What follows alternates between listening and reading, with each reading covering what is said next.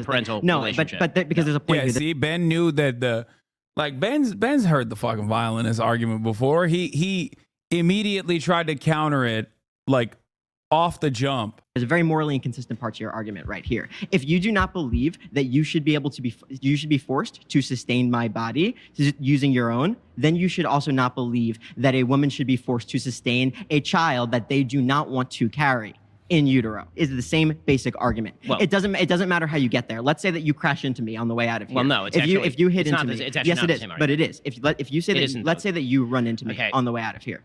If you crash into me, it doesn't matter that that is the reason why I am in that state. You cannot be forced. I think going forward from this point on, Ben is always going to be worried about using gender pronouns because he thinks like every single person is a trans woman or a trans man under the random moment where he gets hit with another trans person, that he dare not make that mistake and accidentally correctly gender them, which is really funny because now he has arrived at being woke on accident, where he's like, he needs to ask people their gender pronouns.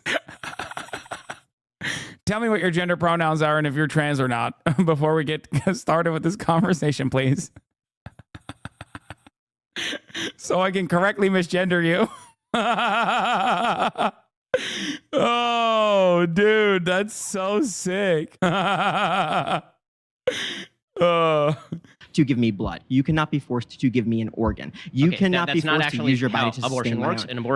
An abortion includes a pre-existing physical connection between the two bodies. So a better example would be the so-called dead violinist example or dying violinist example that was put forward by a philosopher. I can't remember her name.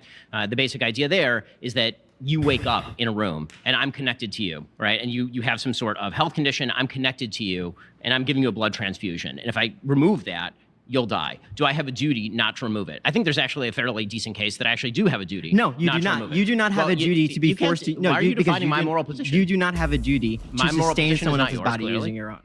Thank you.